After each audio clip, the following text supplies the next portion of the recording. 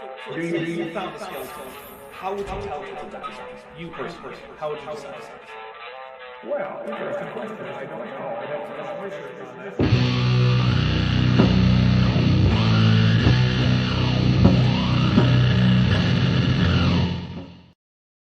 Hey everybody, welcome to a Vish-ionary response. Gish with Vish number 11. Hey, we're almost at a round number. Soon we'll have a dozen of these in the bag. Hey. Always good. How are you today, Vishanti?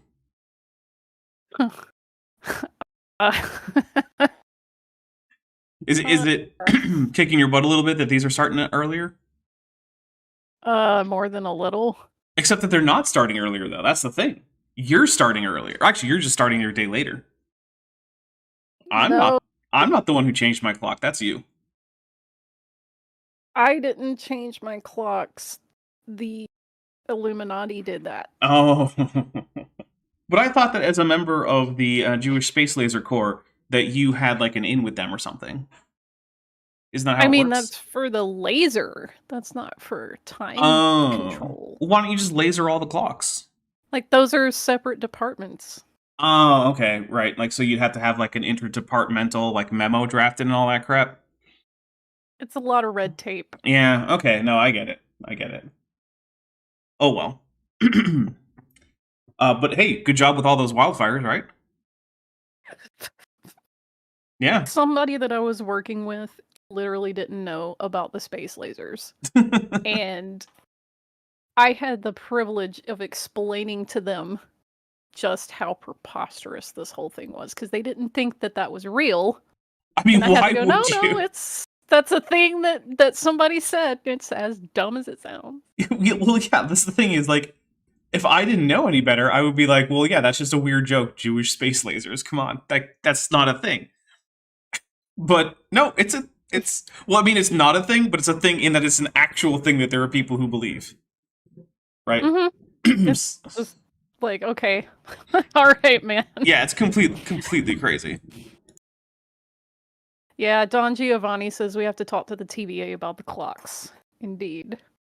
That does make sense, yeah. Although I feel like they've been dealing with a lot of trouble lately, so maybe they're busy. Yeah, they got their hands full.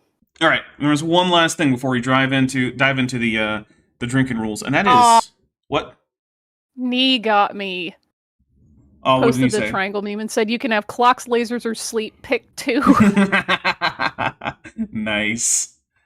Okay, the last thing before we get right into the drinking rules is hey, if you like things like mac and cheese or queso dip, go get yourself some sodium citrate. I did it, and it's amazing. I made some mac and cheese with like Gruyere and Gouda and some sharp cheddar, and then later on I made some queso dip. And I melted like a pound of cheese into like 1 cup of liquid. It was beer. And it made an amazing queso dip that like tripled in volume. No separation. It's still in, like, the leftovers are still in the fridge, and it's still like liquid in the fridge. Didn't even chemistry. Turn solid. Yeah. Sodium citrate. It's basically a miracle. It's how Velveeta works, right? You know how Velveeta like melts into liquid like silk? Yeah. That's because it's sodium citrate. That's the emulsifier they use. You too can do that, but with real cheese. You can get real fancy cheeses and turn them into a Velveeta-like consistency. It's amazing. Anyway. Listen, this is why I love cotija cheese. Oh, cotija is so good. It's so rarely in stock at the grocery store around here, though. But when it is... You're not going... Yeah, I was going to say, you got to go to the right market. Yeah, well, when it is in stock, I go ahead and get some, and then it's time to make some corn dishes with cotija sprinkled over. Exactly. Anyway, it's tamale season. Ooh, there's so much work though. DM speciation. You could also just buy them off the back of a pickup truck at a Walmart parking lot. Okay, there is that. Yeah, that's true. DM speciation isn't Macro Revolution waiting for $2 says Vish confirms laser is real with the satellite and Godzilla. We'll take a drink for the Godzilla. So let's get into the drinking rules. First of all, I am drinking a Corona Extra because I bought that is the beer I bought to make the queso with, because I figured I'm making like a Mexican style queso with, like, you know, fresh cilantro and some pinto beans and all sorts of chili powder and stuff like that, right? So I figured I'd use a Mexican beer as my base. So that's what I have. All right, so as you've already seen, if anyone super chats or milestone chats anything with the kaiju emojis, which includes Godzilla, Mothra, and King Ghidorah, we'll take a drink. You do have to be a channel member to get those. Also, Mothra or Godzilla might come by audibly. We'll have to see. If Dwayne says something that's too stupid and we have to cool our brains off, we'll take a drink. If he says something that's actually true and it comes out like from his brain to his mouth and he says it, we'll take a drink. If, however, he's just reading a quotation, doesn't count. Now, he's not reading a whole lot of quotations in this talk, so like that part probably won't come up, but hey. We'll also take a drink if Dwayne tells a joke that doesn't land or a story that didn't happen. So, for instance, if he tells a story about the time he was at some museum and the docent knew so little about things like geology and paleontology and taphonomy that he was able to say, oh, well, if you date the rocks by the fossils and the fossils by the rocks, isn't that circular reasoning? I guess the Earth is 6,000 years old. And then in the story, that docent seems like, oh, hey, I guess that's true. I guess I'm a Christian like you now. Yeah, that's a story that didn't happen. We'll take a drink for that. We'll also take a drink for what's called ad hominid. Now, this probably isn't going to come up in this talk because it's about the age of the universe, and I don't think Dwayne has talked at all about fossils. But if he confuses the skeleton of Lucy, the Australopithecus afarensis, with any wider taxon, and says that we don't know something about a wider taxon because of what we don't have for Lucy. So, for instance, if he says, well, I don't know about this whole ventral foramen magnum, I mean, the bottom of Lucy's skull isn't even there. Yep, that's ad hominid, because guess what? We got other Australopithecus afarensis skulls. We also have Trojan source. Now, apparently, there's a jet buzzing my house for some reason. Thanks, Air Force. There's an Air Force base near Tucson, and sometimes they just decide to buzz places. You were just now talking about the space lasers. They know where you live. Oh, goodness. We'll call them off. I've got a show to do. Have them fire later. Goodness. Man, this is the whole reason I have you as a co-host, is just so I can control the space lasers by proxy to not fire while I'm on air. It's the only reason you're here. I just lost my train of thought. Predictions. If Vishanti or I can predict what's the next point that Dwayne Gish is going to make, we'll take a drink for that. Trojan source. Yes, I didn't get Trojan source. So if Dwayne Gish cites a source, and we check the source, and not only does it not support him, but it actively contradicts him, we take a drink for Trojan source. We will also take a drink if anyone super chats anything to the effect that AIG are a bag of dicks. That's Answers in Genesis. Now, you can't just type that in. You have to be a little bit clever about it because YouTube will censor you if you just type in AIG is a bag of dicks. We will also take a drink for each gifted membership up to a certain level. Right around 30, we're going to just finish the drink, go get another one, and continue on after adding to the drink counter. We've got one more super chat and one milestone chat to read. Turkey Sloth for $4.99 says, hopefully Gish didn't belong in this bag I found on the floor with a bag of dicks emoji. We'll take a drink for that. No, he actually did not. So Dwayne Gish was a founding member of the Institute for Creation Research, along with Henry Morris. So they were ICR guys. AIG came later. AIG was originally an Australian outfit, and then Ken Ham was sent to the United States to open the American branch of Answers in Genesis. Then there was a whole bunch of like legal disputes and accusations of witchcraft and necrophilia and lots of acrimony. And there was a big divorce between the parent organization and AIG America. Somehow, I don't know the details, but somehow AIG America got to keep the AIG name. And the rest of AIG International, became Creation Ministries International. So if you look at CMI, those guys like Jonathan Sarfati and that crew, they are CMI, which is the organization that used to be the parent organization to Answers in Genesis, but now Answers in Genesis has gone international, and they have branches in places like Canada and Australia anyway. So it's all... CMI got rolled. Yeah, it's all very, very complicated and confusing. And there's no reason why anyone would care unless you're like me and you have like a a weird fascination with the world of young Earth creationism. Kind of the same way I have a fascination with like an ant farm. You look in, you're like, what are those little guys doing in there? Oh, neat. That's interesting. Ants. Have you seen that clip where Michael Douglas and Paul Rudd are just like slapping their legs and just chanting ants for like a solid 20 seconds? No, I don't think I have. You'll have to Oh send my it to god, me. it's so funny. It's like from the promo tour from the first Ant-Man movie. It's so great. Okay.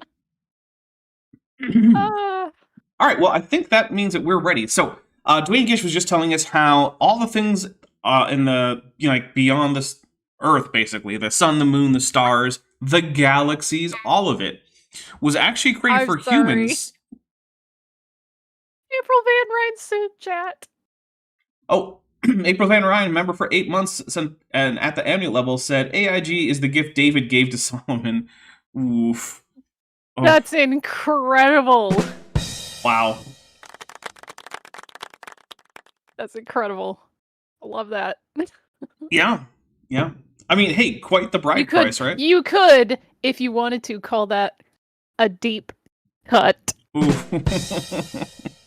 Goodness. I'll be here all week, folks. Try the veal.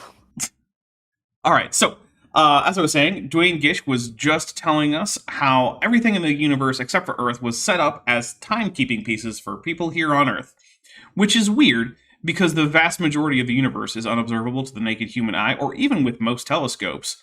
So it's not clear to me how, like, a galaxy on the other side of the observable universe is going to be helping a bunch of Iron Age farmers with their crop rotations. Yeah, I mean, I don't know. I don't know how that's supposed to work. But well, let him cook. Yeah. What does that mean? We had to see those stars. We had to see those galaxies. Yeah, but okay, so he's doing this as an attempt to answer the distant starlight problem. But it comes with another problem in that it only works for the stars that you can see that are outside of the 6,000 light year shell of the you should be all that you can see, right? Why is there a galaxy 4 billion light years away, Dwayne? Why can we see that? Two things. We all misread the Solomon as Saul. So I know April Van Ryn meant Saul. Second of all, you missed a chat from... Oh, I did. Christopher Kennedy. Yep. Christopher Kennedy. Christopher Kennedy. Kennedy Atheist, yes. Remember, for 10 months, is at the amulet level, says, if Kent Hovind and his boy toy Steve have a love child, will we call it Homo Hovind today? Luckily for the entire universe, I'm pretty sure that Kent and Steve are physically incompatible in terms of reproduction. Unless they go into some really weird genetic engineering stuff. So hopefully we don't have to worry about that. But yeah, that would be a fairly good name for it. As long as you uncapitalize that H in Hovindidae, right? Because we're doing a binomial. The genus name is capitalized. The species name is not. It's important information right there. That's why every time I see someone put like... Important taxonomy tip. Thanks, Egon. Yeah. That's always why it always irks me whenever I see someone do like capital T dash capital REX. And it's like, that's not anything. It's capital T period small r EX, all italicized, if you can. If you can't, underline. If you can't do either, just leave it as plain text.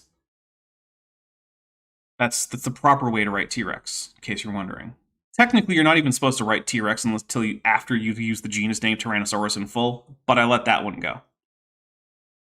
Anyway, now that I'm done... Welcome to the stream, folks. We're just pedants around here. Hey, there are reasons for these conventions in scientific literature, and it's for clarity.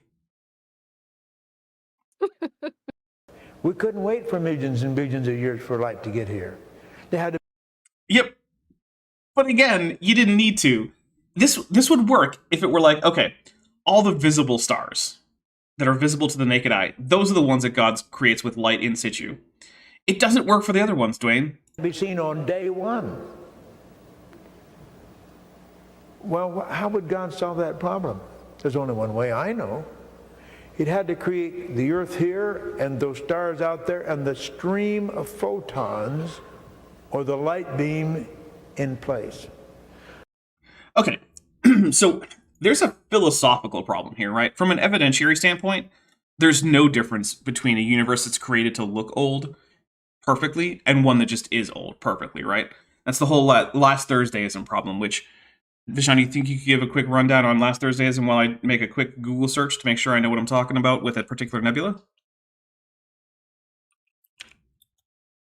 Vishanti? What? Sorry, what? I got completely distracted by the ants clip. I see. Do you think you could give everyone a quick rundown on last Thursdayism while I do a quick search to pull up some statistics? Okay. Okay. Listen, I'm blaming this on Fearmonger because they posted that Ant-Man clip in your Discord, and I was like, oh yeah, I've got 16 seconds.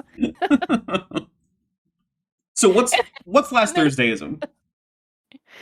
Last Thursdayism is essentially a satire philosophy that says all of human history started last Thursday, and that your memories are fake, and you can't go back and prove that, everything didn't start last Thursday. Mm-hmm. Right. And so basically it's sort of a philosophical defeater to the idea of like, well, why don't we just say that there's the appearance of age? It's like, well, okay, why don't we just say last Thursday then instead of 6,000 years ago? Oh, but the Bible says, but the Bible's part of the appearance of age. That's right. Mm-hmm. Asta Nephrozoa Baramin. Oh, Nephrozoa Baramin. No. Reuse for $4.99 says damage from that. AIG is a bag of the onychophorans and annelids that define the created kind in my name. Hey, it's not just those that are in Nephrozoa, but yeah. Take a drink for that. Okay, so there is a nebula called Eta Carinae. Eta Carina. And within it is a substructure called the Homunculus Nebula. This is some 8,700 light years away, which means that it is far enough away that it should not have had light reach us yet, if God did not create these photons and if the universe is 6,000 years old. The Homunculus Nebula is actually the remnant of a supernova that was observed in 1841. So in 1841, people observed an explosion that had happened 8,700 light years away. What this means is that in the light streaming from this part of the universe, according to Dwayne Gish, God created the light from a fake explosion that never happened. He also created a nebula that people wouldn't be able to see until the 20th century at some great distance away that looked exactly as if it had come from a supernova, despite that supernova never having happened. How do you square this with any kind of epistemology at all that allows you to know anything? Because if God can create an entire fake explosion with a fake supernova to create a nebula that looks exactly as if it had formed from that explosion, even though none of that actually happened, why couldn't he be faking literally anything? What basis do you have to say that you can trust your senses about anything? Because I spent too much time among the evangelicals. I actually know the answer to this, but it's so dumb. Well, let's hear it. It's just so dumb. Don't you mean, all right, let's see it. Sorry, yes. All right, let's see it. So the evangelical literalist response to that is, and this is dependent on univocal biblical interpretation, that A, because the prophets say God declares the end from the beginning, so from the beginning God's been telling you about the end. Okay. And B, the constellations and all of those things were already laid out, and those, depict a sort of gospel story. And the gospel and the stars stuff? I hate that. The gospel and the stars, but also 3, this, and more importantly, Jesus is described as being the lamb slain from the foundation of the world, meaning that, from the time that the earth was created, Jesus was already dead or something, hashtag time travel, whatever. Okay. That events that humans didn't observe yet were already planned and set in motion. So But this God is had already planned out the redemption of Jesus before Adam and Eve sinned. Therefore, how does that not observing a nebular explosion until the middle of the 19th century is totally fine to them. I do not fall. Like, I got some of that logic. It falls apart right at the end for me. Like, I understand why some of those things are believed. It's very dumb. I don't even know how to counter that except to say none of that just doesn't follow at all. Even if all your premises are true, it doesn't follow. Yeah, it's just one of those things where they're like, oh, well, the nebula exploded, within the time frame of 6,000 years ago. But because God stretched out the heavens and dilated time, well, that's a different claim. Yeah, it all rolls into one. It's just a bunch of, throwing stuff at the wall and seeing what sticks. Inkboy for €10 says, I like the version of Last Thursdayism called 10 Seconds Ago. You can't prove that the world was not perfectly created 10 seconds ago, and God made the world while you began to read this super chat. It's true. Checkmate atheists. Yeah. So that the photons that is impacting us, what we go by, we say we see that star, that light actually originated from some point between here and the star. Now, DM Speciation isn't Macroevolution Wing for $2 says, also, free will is totally a thing and important. I mean, look, yeah. I'm not going to get into the philosophy of free will. But only a certain type of free will. Well, yeah. They can't even figure that part out. I mean, there are the non-free will type Christians, like a lot of Calvinists and whatnot. I think it's just basically just Calvinists. Yeah. Themselves, who like to divide the rest of the Christian world into Calvinists, which is them, and then Armenians, which is everyone else, even though that word literally means followers of Arminius, who was a rival theologian to Calvin. But guess what was happening all over the world where, Calvin and Arminius weren't having discussions? Right, theology. Which means it's always weird when Calvinists try to call, Catholics Armenians, and they're like, what the hell are you talking about? Not even Protestants. What? We can't be followers of Arminius. We're not even Protestants in the first place. Yeah, I've also heard the term applied to various, Eastern Orthodox Christians, most of whom haven't even heard of Arminius. And they're being called Armenians, and they're like, yeah. What? And this is one of those things where it's really you're going to have to type this out, because if you say Armenians and Arians, outside of a very, very, very niche group of people, they're not going to know what you're talking about, and they're going to misunderstand you. Yes, this is not the ethnicity we're talking about. This is the followers of a person named Arminius.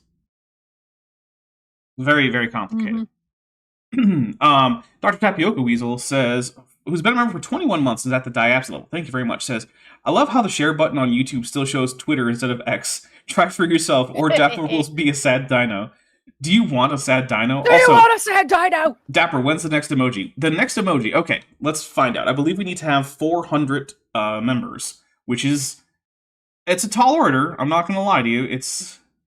But let's find out where we are on that.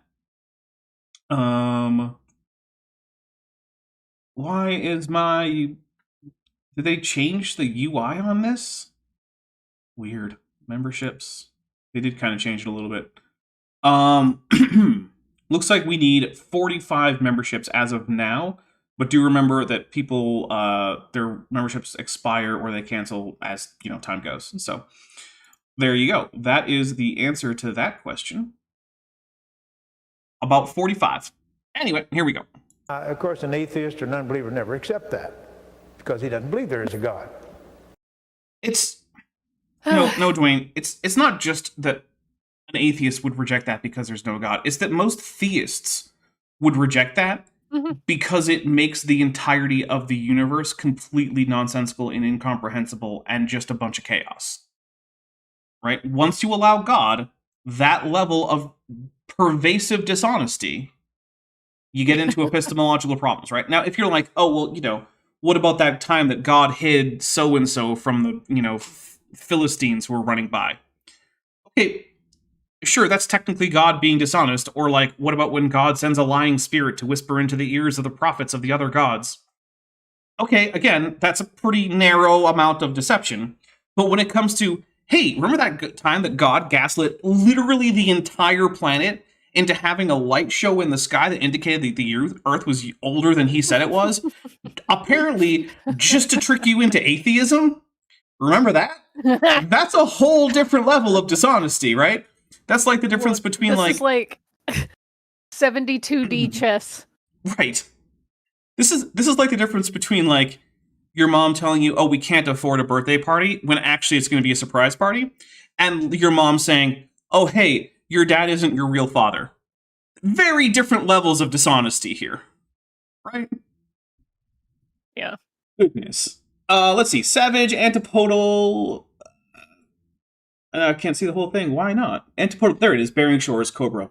Gifted 5 memberships. They went to James Duncan, Katina Bays? I'm not sure.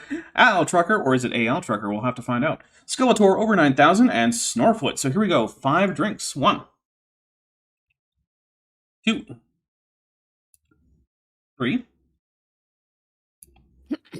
4. And 5. Thank you very much. And Astanephrozoa Barraman Ryu for $1.99 says, quick, someone gift 50 memberships. Well, Asta Ryu, you know, as Mahatma Gandhi once said, or is at least reported to have said, be the change you want to see in the world. All right, here we go. Or a God who created. But certainly that had to be true. Now there's other problems and there's other solutions. Do any of these problems or solutions not result in God just gaslighting the entirety of creation? Is that an option there? Wow. Oh. Wow.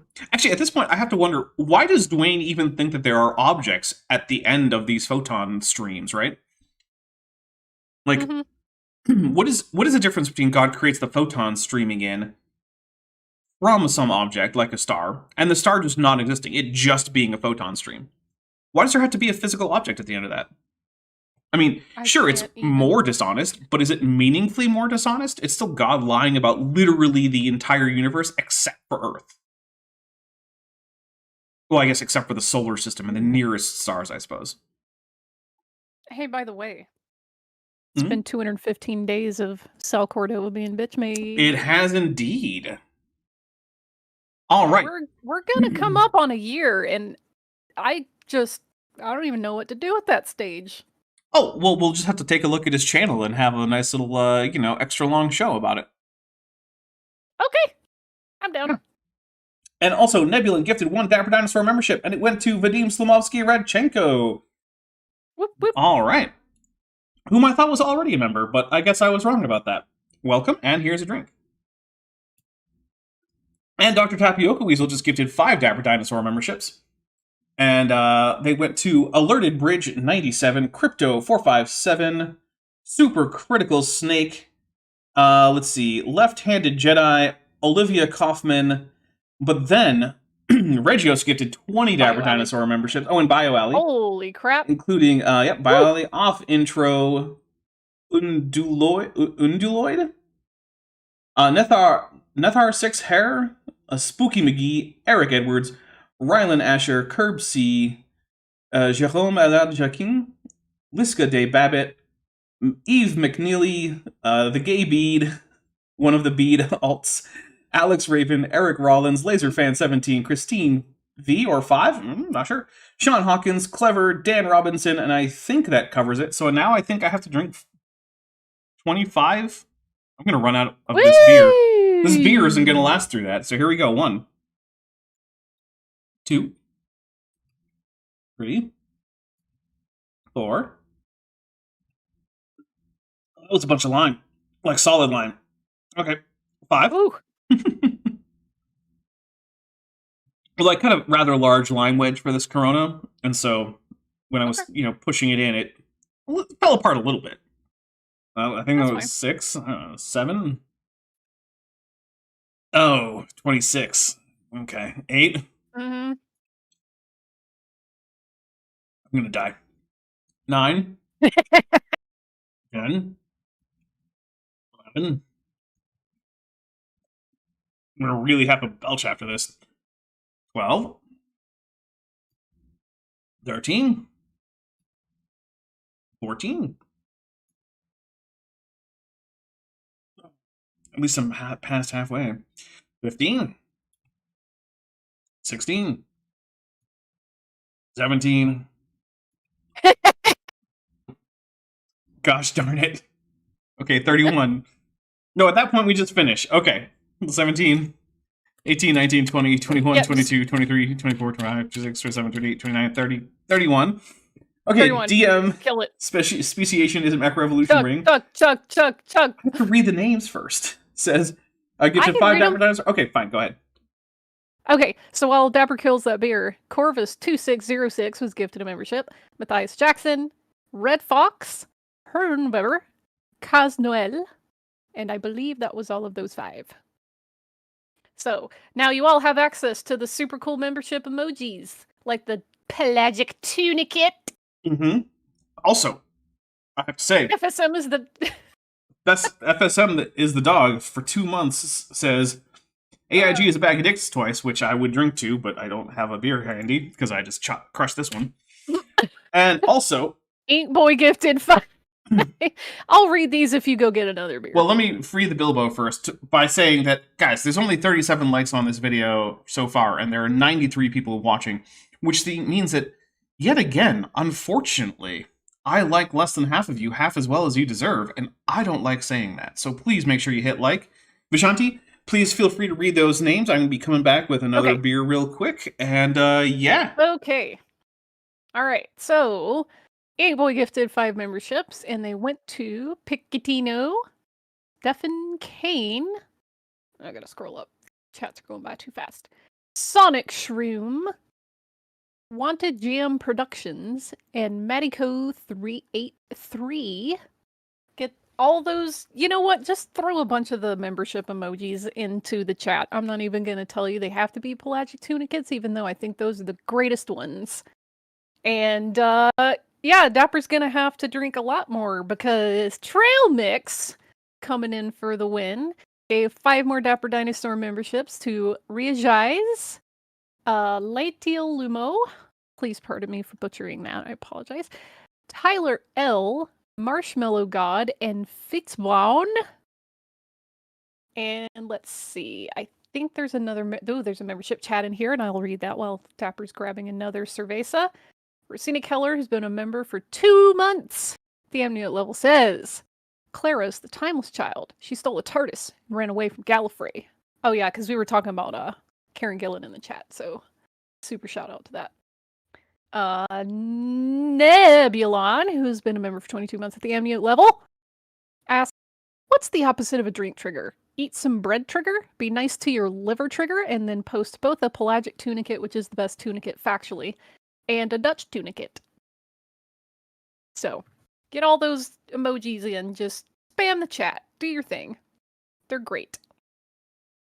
And I'm assuming that Dapper will return shortly with another beer, which he's probably going to have to kill most of. Oh, yes. Taking one for the team. I think at this point, Dapper might just need to sit down with like the rest of the 6-pack. So 10 more memberships were gifted while you were gone, and I read 2 membership chats. Goodness. Okay. So I guess I should take 10 sips of... Guys, this is the last beer. I'm out of beers after this. I normally don't have to drink more than like 2 or maybe a little bit over 2 beers. So, okay, we'll see what happens. 1. 2. 3. 4.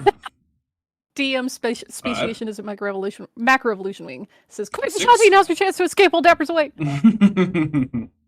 7. 8. Jillian, the entire 9. column is igneous Ren, says if Dapper has any sense, which feels debatable at this point, he brought multiple 10. drinks. I literally have less than 1 beer left now. That's what's happening. Nee got you this time, posted the 2 triangle and says sober, dinosaur, and informed. Oh my goodness. Alright, we're gonna hit play on this. As a physical Oh yeah, solution to Tapioca this Wizzle's reminding you that DoorDash does deliver alcohol, so. That's a lot of money. I've looked into things like that. Booze delivery is really expensive. I know it is. I don't know if I can justify currently on my budget beer delivery. Do you have any other alcohol in the house, though? I've got like 4 drops of whiskey. All 4? Yeah. Great. Someone didn't show up prepared today. I didn't think I was going to go through an entire beer in the first half hour. That never happens. Never. Well, it just hasn't happened until today. Okay, fair enough. Roasting a Killer for $9.99 says, how do I join memberships on YouTube? So confused. So there should be a join button underneath the video. Isn't Rosina already a member, though? They have top hat next to their name. Oh, yeah, you do have a top hat next to your name. You are a member. In that case, yeah, you're already a member. If you're a gifted member, when it runs out, there should be a little message on one of my videos, like the next one you watch after it runs out, asking you if you'd like to renew your membership or just let it expire. Just click on the renew part. Okay, here's some more Dwayne. But certainly that's not an insuperable problem for people who believe in a young earth. How old is this earth according to scriptures? So it's a weird question, right? Because I do not think that the authorial intent in Genesis, for any of the authors, because there's more than one author, is to give you like an estimate as to how old the earth is at any given time when you're reading the text. Like, I just don't buy that as a thing that they're trying to do.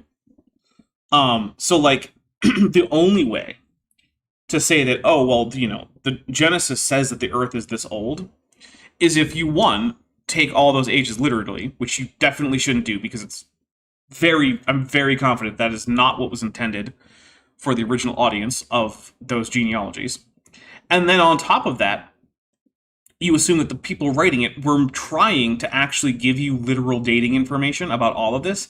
And even then, there's no information about like how long it was between like Adam being created and then you know, the first bits of our genealogy, which we can try to tie into the rest of like the genealogy with the patriarchs.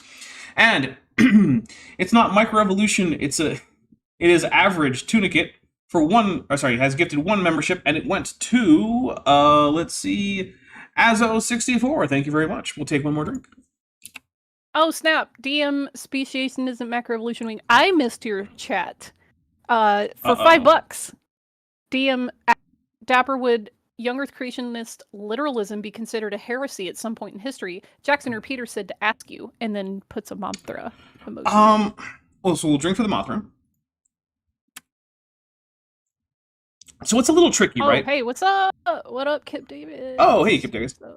So, part of the thing that makes it a little bit tricky is that different groups of Christians have different requirements for formally declaring something a heresy.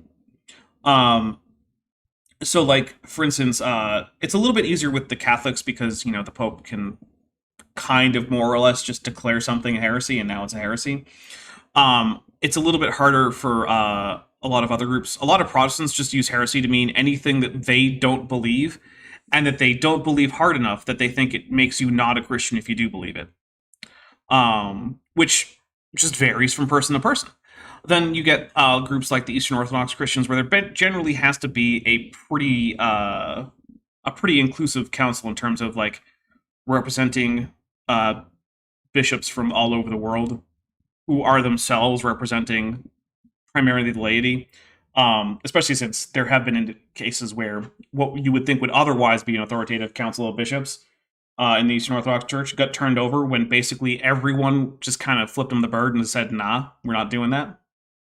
So in that case, it's a little trickier. I don't know, though, that young Earth creationism would ever actually be really like formally declared a heresy by any major groups, because in Christianity, it doesn't really contradict any of the things that most Christian groups consider to be like primary aspects of Christianity. It's just, you know, a thing that's not true. And so for big parts of the Christian world, including most Eastern churches as well as the Roman Catholic Church, it would fall under probably the category of a pious belief which is basically something that's believed for religious reasons, but that's not required for belief, and that may or may not actually be true, but people like it anyway. Oh my god. Yeah. Queen Necra II says, and then there's the kind of heresy that leads you to Slaanesh, the best kind of heresy. That is the best kind of heresy. Rosina Keller for $9.99 says, if you follow the YEC Bible genealogy, who was the unnamed pharaoh in Exodus? I know that there have been people who've like tried to figure this out, and I don't remember what they come to. I think it's usually like Ramses II or something like that. But like, don't quote me on that. Man, I've heard it. I've hauled all sorts of explanations, and obviously none of them are correct. But I've heard. You know what the real what's answer his is, name? though? The actual answer is Pharaoh Yul Brynner. Yes, that is correct. So let it be written. So let it be done. Exactly. And don't wear a shirt while you're doing it. That's Oh, right. there's Godzilla. Took Oh! it for him. Holy crap! I heard that, Godzilla. Right, let's get a little bit more Oh, Gish in. Akhenaten. Yeah. I was gonna say some people think it's Akhenaten because he was sort of monotheist compared to the other ones, but yeah, it's just Cope. Yeah. It's very hard to actually tie it into Egyptian history because, spoiler alert, it's a thing that didn't happen. Yeah. Well, that explains it. Yeah, that's why it's so hard to tie into Egyptian chronology, because it just didn't happen. God, yeah. Well, Yeah. we believe the people at our institute and members of the Creation Research Society, The top minds. thousands of other Top creation minds. scientists believe the earth is young. Now, certainly there are creationists who believe the earth is old. They believe in some sort of day-age theory. I mean, there's also gap theories. There's also people who take a look at Genesis and see like a temple metaphor or a forming and filling metaphor, and therefore don't think that the order is particularly important and that days are actually just an organizational structure rather than a sequence of events. There's a lot of options. You know. Also, since we're being pedantic, Left-Handed Jedi says, yet there's zero evidence of Jews in Egypt. No, there have been Jews in Egypt, just not on that scale. Yeah. Judaism in Egypt goes about as far back as it goes anywhere else. Actually, I mean, farther than in many places, obviously, because it's nearby to the land that the Hebrews originated from. But yeah, there was never... and there's Jews in Egypt to this day. It's just not on that scale. Yeah, there was never a large population that... Several million. that were all enslaved at one point. For one thing, while Egypt definitely was a slave society, it actually wasn't like a big on holding entire populations captive. Slavery tended to be a fairly individual affair with like war captives and things like that. So like the idea that they would preferred to make vassal states. Yeah. It's a lot more practical. Also, a lot of the things in Egypt that you might otherwise use slaves for were actually done by skilled Egyptian craftsmen who were free and often actually fairly well paid. I'm not saying that, Egypt was like a modern society with like great human rights track record. However, as ancient societies go, not the worst place for things like basic human rights. You could do a lot worse than ancient Egypt. Actually, I was trying to think, could you do much better? Probably not until the Hellenistic period, at least in that region, but that's just my own opinion. So. All right, here we go. But the word yom in the Bible, in the book of Genesis, chapter 1, the word yom, which means day. Yom. Yom. That's actually closer to the Arabic word for day, which is yaum. Yeah.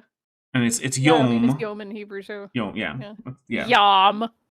Yeah, well, don't you have to get ready for Yom Kippur? Yeah. It's modified by evening and morning, first, second, third, and fourth. Actually, I thought they were just numbered 1, 2, 3, and 4. There's quite literally, it's day 1, day 2, day 3. Like,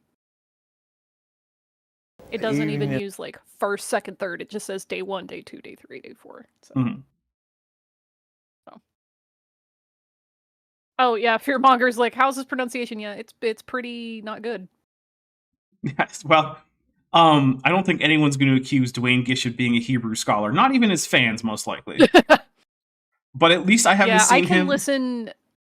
I could listen to people who are Christians, largely, try to pronounce Hebrew words, and I can immediately tell you, based on how they pronounce something, that they know absolutely nothing. So, yeah. It's funny, like, there was a video that came out, I think Dan McClellan did a bit on it, where this apologist tries to talk about, like, the Hebrew alphabet, and then calls one of the letters Chet. Oh, I've seen that. I just had Chet. to freaking, I could not, I was like, oh my god. Pro tip, Chet. it's pet. Pet. It's Pet. Pet. And It's not that hard to pronounce. Pet. Oh my god. Pet. Yeah. Yeah. That's And yet, wow. and yes, Jake Nelson is correct. The word yam, as he's pronounced it, is the word for sea, as in Yam Suf, which is sea of reeds, or as English people render it, is the Red Sea. So, Kip Davis says Gish's pronunciation is on the same level as David Falk. That is correct. And what a dunk. I mean, to be fair, I don't think Dwayne Gish ever claimed to be a Hebrew scholar. So at least I'll That's funny. Give him that. Because David Falk isn't a Hebrew scholar either. He's an Egyptologist. But isn't he claiming to have some kind of expertise? He talks as if he does. Yeah. But he don't. Hey, guys, if you want to have, some level of expertise in Hebrew, there's this thing you can do. It's called learning Hebrew. It's called learning Hebrew. It's just a language. It's not magical. You can just learn it. I mean, I Lots don't know of channels have free tutorials on how to learn Hebrew. And literally, you could go to Digital Hammurabi's channel right now, and there's a whole playlist of how to learn basic Hebrew. It's just right there, guys. It's free. You can even choose your favorite pronunciation. There's a whole bunch of them. Yeah. You can choose like a modern Israeli pronunciation. You can choose one of various different liturgical pronunciations. You can go for like the reconstructed version that was probably roughly how it was pronounced back in the like Iron Age. Lots of options. Rosina Keller for $4.99 says, speaking of Hebrew, Kent Hovind claims the J sound always existed forever, so Yeshua is fake and heresy. I mean, he's right that the sound has existed for probably as long as languages have, because, it's just a sound, but he's wrong that was how the word was pronounced. Wow. Very wrong. And I don't think we have time to get into like the entire etymology of the word Jesus from Jesus and going through into like various languages and the J getting added to the English the alphabet, the Latin alphabet. Yeah, we don't have time to go through all of it, but yeah, as always, Kent Hovind is laughably wrong about everything he says. And he can't even get his claim right. So, Savage Antipodal Bearing Shores Cobra for $5 says, remember, children, always look those that can't read the primary source for... Hold on. Remember, children, always look those that can't read the primary sources for your historical scholarship. I think you meant look to. Yeah, always look to those who can't read the primary source for your historical scholarship. They accidentally a word. Yeah. Yeah, that's always the best advice. Yeah. Always make sure that your historians can't read the language involved. April Van Ryn says, I'm an expert on Hebrew and I never learned Hebrew. Richard Carrier, probably. Literally, though. I actually had someone in a comment tell me like, oh, so now you have to read ancient Hebrew in order to be a scholar? And I was like, to be a scholar at all? No. To be a scholar of ancient Hebrew literature? Yes. Yeah. Azo64, member for 11 months, says, longest commitment I've had in years. What? In the morning with the first day, the evening in the morning with the second day, the evening morning with the third day. Now it's been said that God could not be more precise to indicate those creation days were just ordinary solar days. Well, I mean, it's funny then that people all throughout history have had different interpretations of that. We got a couple membership milestone chats. One is from Sean, who's been a member for 6 months. And is at the amniote level. It says, but my pastor told me I have the spiritual gift of tongues, so I can just pray and God will tell me what the Hebrew means. Sarcasm. Oh. I literally have known people that do that. We'll take a drink for that Mothra, but oof, that's... I know people who actually unironically believe that. Ben Thick Tunicate's Fluorescent Pterodactyl B2022, who's been a member for 7 months, is at the amniote level, says, trying to get a colicky baby to settle down, and this is saving my ears from the crying. with a whole mess of emojis, including both tunicates, AIG's a bag of dicks, and all the, the kaiju emojis. So we'll take a drink for that. And yeah, sorry about the baby. Colic is never fun. Left-Handed Jedi says, for $10, smoke me a Yom Kippur, I'll be back for breakfast. Oh. Incredible. We have all the best Hebrew puns here at Dapper Dinosaur. Oh my god. This is the only audience I know. One for the Kipper. Right. This is the only audience I know on YouTube that would actually, like, other than like maybe like Kip Davis's or like Josh Bowens, who would get like excited about Hebrew puns. Yep. Than the language he used.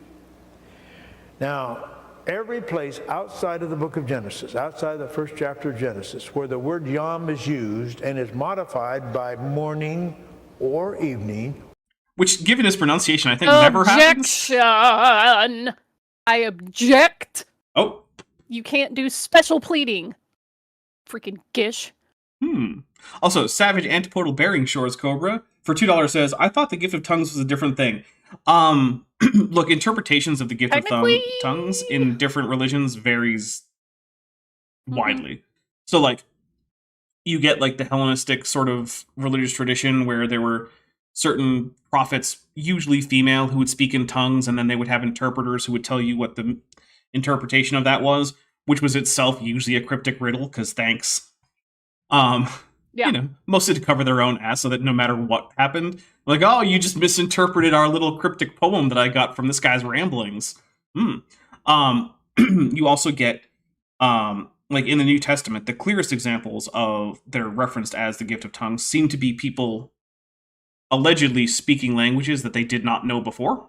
So, like, you get the Pentecost story where the followers of Jesus go out explicitly speaking languages that they probably wouldn't have known, one of which is actually apparently Arabic, because it specifically calls out that they were speaking to Arabs. So, but then you also get just other types of glossolalia that are common in certain areas of Christianity, especially certain types of Protestants and a interesting subsect of Catholicism that are like charismatic Catholics are a thing. Like, you can find Catholic masses with speaking in tongues. It's a really weird phenomenon. I haven't seen it in person, but I've seen video, and I'm just like, this is not a Catholic mass as I'm used to it, right? Like, I've been to plenty of Catholic masses, and no one started getting up and speaking nonsense syllables. But when you... So this phenomenon, right, is called glossolalia, like in technical literature. And when you examine it, a few interesting patterns emerge. One is that while the syllables spoken are not in any known language, you don't seem to mean anything in any known language, and the claim is like, well, that's just the language of heaven or the language of the angel or whatever. Different people have different forms of glossolalia, and interestingly enough, the syllables and the sounds produced almost always follow the phonetics and phonotactics of at least one language that the speaker knows. And the only way to get somewhat unique phonotactics and phonetics is to get multilingual people to do glossolalia, but even then, all the syllables tend to fit into one or the other of the languages that they know. So, like, you're just pulling out your kind of ingrained knowledge about what kind of phonetics makes up syllables, and then just spitting out syllables that basically follow the phonetic rules of your language. So, yeah, you don't ever hear people in an American church just breaking into tongues using phonemes from, like, Xhosa or whatever.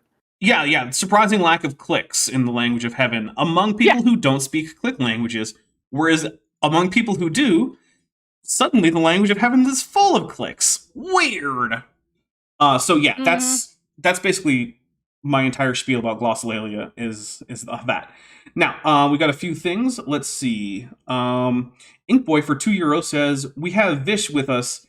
It's gift, not gift. Yes, it's the gift of tongues. There's some chats, like a bunch of them came in. Savage Antipodal Bearing, I can't see the rest of the name. For $2 says, I thought the gift of tongues was a different thing. We just talked about that. Oh, yeah, we talked about that. Oh, then Ben Thick Tunicates, Fluorescent Pterodactyl. Thick Tunicates, yeah.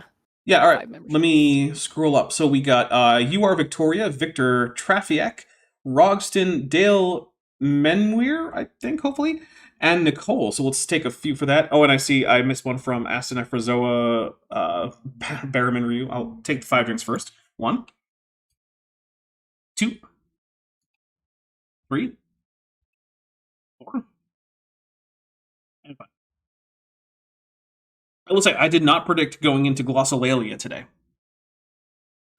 I don't think anybody does. That's true. I mean, it's all, you never know what's going to happen. Let's see. Asper Nefrazo says, Yom Kippur is on the same level as the pronunciation of the male reproductive organ in AIG. We'll take a drink. Nice use of the IPA, too. Incredible. DM speciation isn't macroevolution wing for $2 says, doesn't tongues allow you to understand any language? And that's the interpretation of tongues, which is a different thing. Yeah. Technically, according to the New Testament, the gift of tongues and the gift of interpretation are different. And also it says that you shouldn't speak in tongues unless someone is there who has the gift of interpretation. Yeah. So also, Jake Nelson for $10 is asking me something in Hebrew, but it's written in the Latin alphabet, so I'm a little confused. So if you can possibly type that in Hebrew, I might be able to read and respond. All right, well, Rosina Keller. The Latin alphabet's inadequate to communicate Hebrew accurately. So. Well, I'm going to rely on you for the Rosina Keller 1999 super chat because my Hebrew is atrocious. Let me scroll down. God, I hate this new interface where there's like a little heart button like on Instagram because it covers up. I mean, it's a bunch of that. It's seen or sheen. I'm not sure. Well, until the chat keeps chatting, it's just going to stay there. So I can't read it because there's a heart covering it. Stupid heart. Nuts. There we go. Put stuff in the chat. I did. Thank you, God. Thank you. Holy crap. Jeez. Oh yeah, DM speciation isn't macroevolution wing says, tongues the spell, divination school, if I recall correctly. Yeah, tongues is a handy spell in D&D. Yep.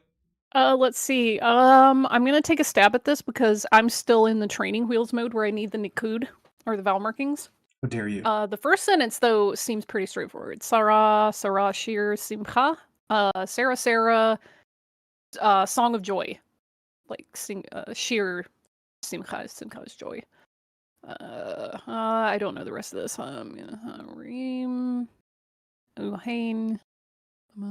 Yeah, my grammar's not, or my vocabulary's not that great, so I don't recognize some of these words. How maybe dare Kip you? knows them. His vocabulary is a lot better than mine. All right, Kip, quick, give us the full translation. Because I mean, look, So I got half of it. Yay! Hey, that's not bad. Mm-hmm. Which, by the way, better. We are well past the get a new video with a fancy avatar, and we're actually starting to close in on the we're starting to close in on the I wear a tutu on the next video or the next Tuesday stream. Ooh. Yeah, I know, right? So who knows? Could happen. Mm-hmm. All right. Let's see. Here we go. Or first, second, or third, or 1, 2, 3, always means an ordinary day. Always, no exception. Here's the thing. Even if that's true, I don't see why it means that this can't be an exception, right? Like, it's literature. There's exceptions all over the place. Languages don't work like physics with like single hard and fast rules that you're just not allowed to skip unless and if you do, it'll just bring down the entire paradigm crumbling to the ground and you have to start building it back up. Like, this is languages. They're not like that. And no indication that there's such an exception here in the Bible. We believe that the Bible indicates that this is an ordinary day of 24 hours. The thing that always gets to me is that you've got, like, the flow of logic completely backwards, right? Mm-hmm. You got, well, the Bible says it's this, according to my interpretation. Therefore, that's what reality has to accord to. Whereas what actually should be happening is, well, reality indicates that the universe is this old and the earth is this old. So if I want to maintain my belief in the truth of this bit of the Bible, I should probably interpret it in a way that corresponds to what we know with even more confidence is real. Because I'm sorry, yeah. but there's no logical way to get higher confidence in the Bible than there is in the firm conclusions of hundreds of years of science. There just isn't. And if you think there is, it's because you're lying to yourself. Let's see. A DM speciation isn't macroevolution wing says, did the flurry of gift subs get us to 500? 400? I believe it may have. Let me take a look. Oh, I hit the wrong button. I need to do this button. Let's see. Now, it says currently that we're at 344, but that's not having updated. It's a lot. Yeah, that's also a lot. Yeah, so we might have to wait for it to update like in an hour or two, because there is a delay between people getting gifted the memberships and like the numbers lining up on YouTube. So yeah, we'll probably have to wait. If we do hit 400 and I notice, I will quickly reserve an emoji, and I will solicit suggestions for the next emoji. Let's see. Go ahead and link up those Discords, folks. Yes. Shipfish for $2 says, just in for a sec, but sending support Godzilla. Well, we'll drink for the Godzilla. Thank you very much. And hey, it's break time, so we're going to take a quick break. Refill your drinks, get some snacks, use the bathroom, do whatever you want. And in the meantime, enjoy the musical stylings of Beethoven.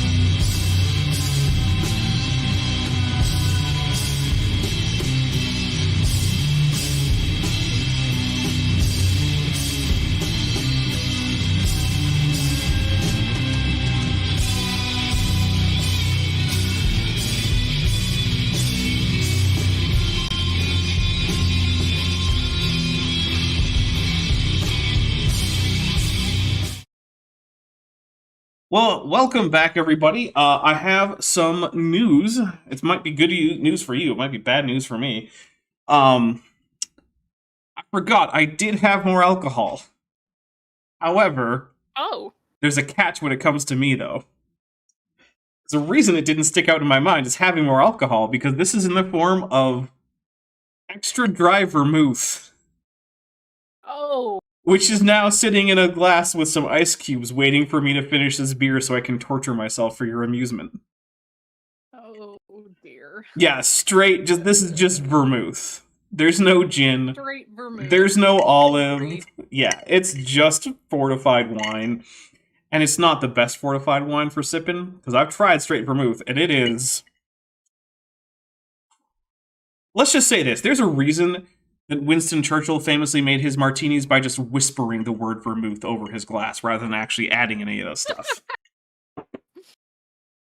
Alright. Astonephrozoa Berriman Ryu for $9.99 says, Re-glossolalia is the rule regarding phonetics, phonotactics, why Animal Crossing's voices had to be localized despite intended to be gibberish. I don't know for certain, but I would be surprised if it were anything else other than that. Yeah. Because you want the words to sound like nonsense syllables, but you want it to sound like what the target audience is used to hearing. Which reminds me of Simlish. Yeah. Is Simlish localized? I don't even know.